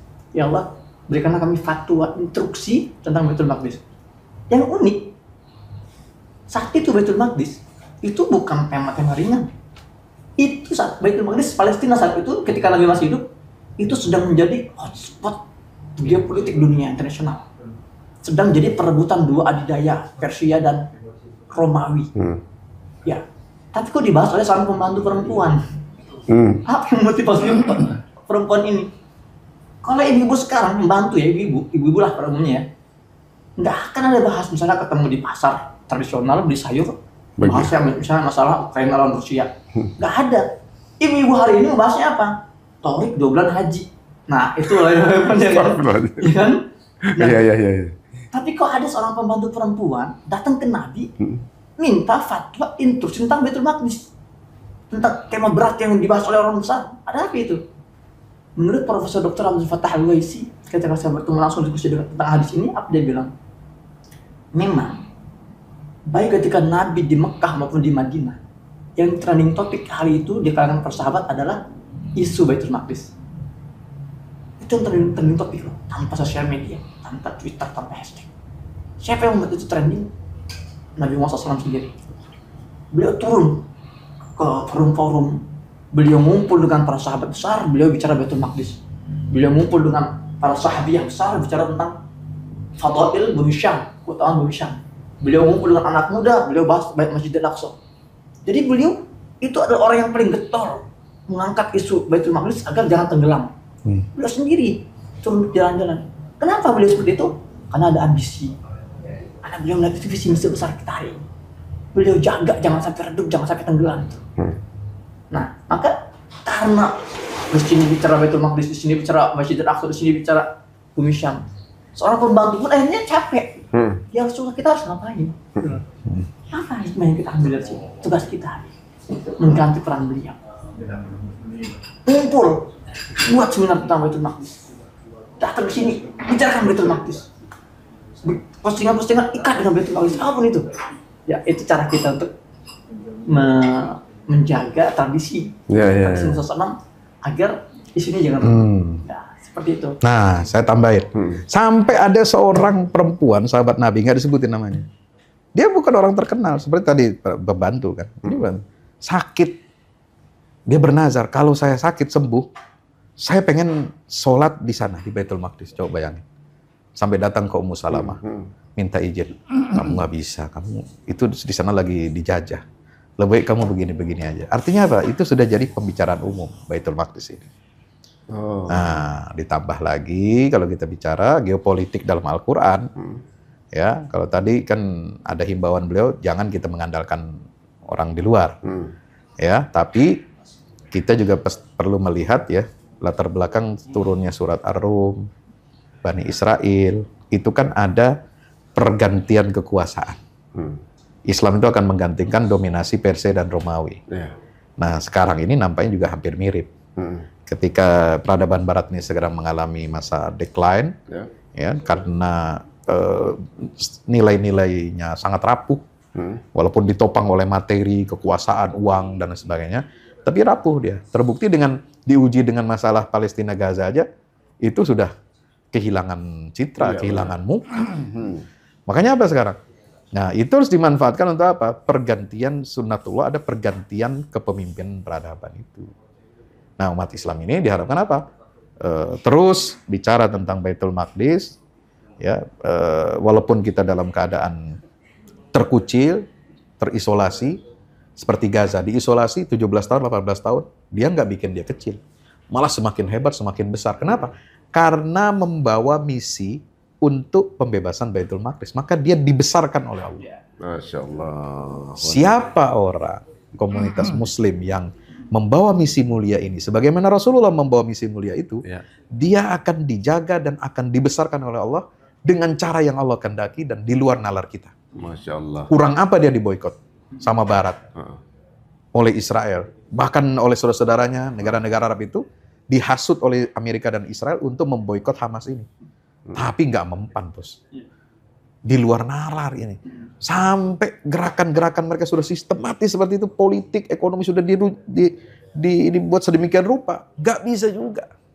Malah dia semakin mendapat dukungan dunia internasional. Luar biasa. Satu-satunya negara yang benderanya dikibarin seluruh dunia. Seluruh dunia. Masya Ini. Allah. Padahal dia nggak ada urusan tuh dengan masalah. Lu mau terserah lah, mau Amerika siapa pemimpinnya, Eropa siapa pemimpinnya, mau ganti terserah, bodo amat. Kira-kira begitu. Ini makanya redaksi hadisnya la yadurru man khalafah. Kata nanti kita mengatakan Allah Taala nanti akan ada satu kelompok kecil dalam para umatku yang selalu tampil dalam kebenaran dan tidak akan terdampak oleh apapun orang-orang yang mengucilkan mereka. Menelantarkan. Ini sebenarnya seperti ya ibaratnya pesan ya dua tamu kita kali memesankan kepada kita, jangan kendor kita, jangan sampai kita malu sama yang justru bukan Muslim untuk terus menyuarakan mengenai Baitul Maqdis. Kita menyuarakan untuk kemerdekaannya, bukan berarti malah berjabat tangan sama musuhnya, sama yang menjajahnya. Sama menjajahnya ya. Waduh, alhamdulillah nih waktu kita hari ini daging semua yang kita dengar hari ini dan makin terbuka dan dengan adanya yang sedang viral belakangan ini, justru ini sebuah rezeki buat kita. Rezeki nomplok. Kalau nggak tahu nih jeruannya apa aja nih. Siapa jaringan-jaringan pendukung Zionis di Indonesia ini. Jadi biasanya tiba-tiba silent killer, nggak tahu juga udah ketahuan gitu kan. Nah, alhamdulillah. Waduh, jazakumullah khairan ini untuk dua guru saya ini ada di sini dan mudah-mudahan juga teman-teman semuanya. Jadi kita tahu bagaimana harus bersikap dan juga terus aware gitu ya. Jangan kemudian tertular dengan narasi-narasi yang kita pikir adalah sesuatu yang bernuansa moderat gitu, tapi ternyata justru perlemahan untuk perjuangan. Waduh, Mas Ari udah punya ini? Apa belum? Oh, yang ini belum. Yang ini belum. Yang ini belum. Yang ini versi bahasa Inggris kan? Siap, versi bahasa Inggris. Gitu. Ini ntar mau kita cetak. Siap kalau gitu. Ya, terima kasih waktunya Ustadz dan juga Ustadz Husain semua. Mudah-mudahan dengan tayangan ini memberikan banyak semangat lagi yang timbul di pemuda Indonesia untuk terus memperjuangkan Baitul Maqdis. Dan jika ingin lebih dekat lagi dengan dua narasumber kita, monggo silakan di @Instagramnya, Fadol. Instagram itu ganti-ganti terus kan? Ada 4 sekarang. Kita DM saat, katanya bukan sama beliau, katanya admin. Dengan apa yang sekarang? Yang aktif? M Hussein _Gaza 01. Oke. Yang itu yang aktif ya. Kalau antum? Saya juga ada 3 sekarang. 3 juga? Kemarin udah dimatiin. Bulan November tuh. November? Iya, 2023. Sekarang saya bikin Ustadz Fahmi Salim _official, terus ada Al-Fahmu Media, sama Baitul Maqdis.institute. UFS sudah nggak ada tuh? Nggak ada. Oh, nggak ada udah lagi. syahid. Udah syahid ya, syahid. Jadi kalau kita belum syahid, paling tidak akun kita sudah syahid duluan. Iya. Kalau saya algoritma udah syahid. Ya teman-teman semuanya, jika dirasa ini bermanfaat, monggo silakan share sebanyak-banyaknya linknya dan sebarkan informasi ini, dan jangan lupa juga untuk selalu terus berdoa supaya kita menjadi salah satu yang perjuangan Baitul Maqdis masa yang akan datang. Ya, sampai ketemu lagi di episode berikutnya. Assalamualaikum warahmatullahi wabarakatuh.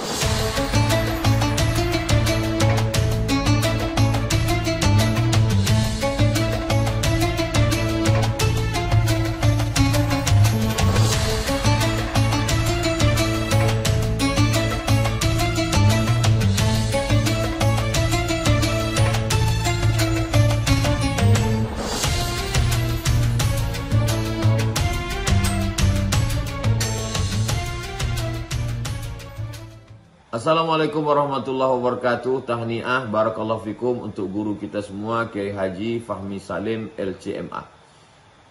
Masya Allah tabarakallah, launching 2 buku Al-Mukarram, buku Wahai Anakku dan Runtuhkan Zionis.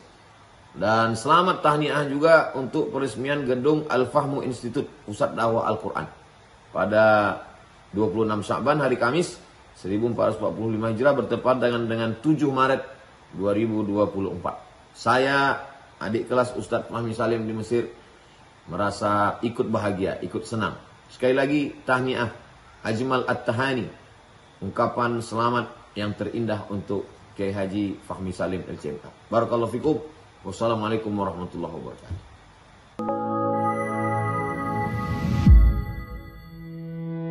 Yang terbaru dari Ustadz Fahmi Salim, 2 buku tentang parenting Qurani dan jihad membela Baitul Maqdis. Buku Wahai Anakku, Benahi Adabmu, Bersihkan Hatimu, buku yang siap membuka cakrawala pikiran dan batin sahabat.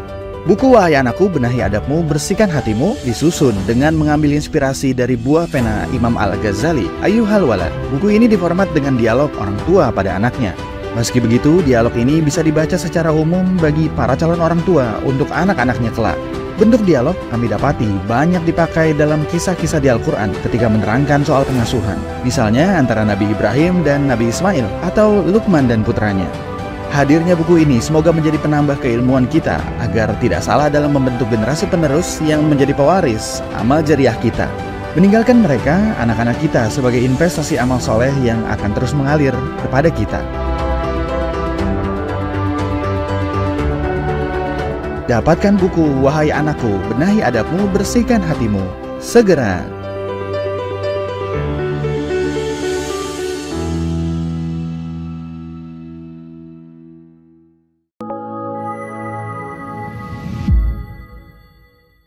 Yang terbaru dari Ustadz Fahmi Salim, buku Runtuhkan Zionis, Rebut Baitul Maqdis, buku yang siap membuka cakrawala pikiran dan batin sahabat.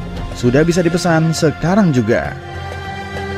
Hasil yang dicapai para mujahidin dalam pertempuran Badai Al-Aqsa 7 Oktober 2023 memiliki arti penting ataupun nilai strategis, bukan hanya dalam pembuktian bahwa kekuatan Israel bisa dikalahkan bahkan oleh pihak yang memiliki persenjataan jauh di bawahnya, melainkan juga dalam menyadarkan dunia Islam, terutama para pemimpinnya yang memilih menjadi penonton ketimbang membantu sesama saudaranya. Buku ini adalah salah satu bentuk dukungan dan ikhtiar dengan niat berjuang bersama-sama dengan mujahid Palestina. Tak sekedar memberikan informasi, membeberkan fakta atau data kepada khalayak di Indonesia. Buku ini juga hadir untuk meluruskan tudingan bahkan fitnah terhadap para pejuang di sana. Betapapun kita berada jauh dari Al-Quds, melalui buku ini kita akan dapatkan bagaimana kita bisa memperoleh pahala yang sebanding dengan para pejuang di garda terdepan di negeri perlawanan Palestina. Dapatkan buku Runtuhkan Zionis, Rebut Baitul Maqdis segera.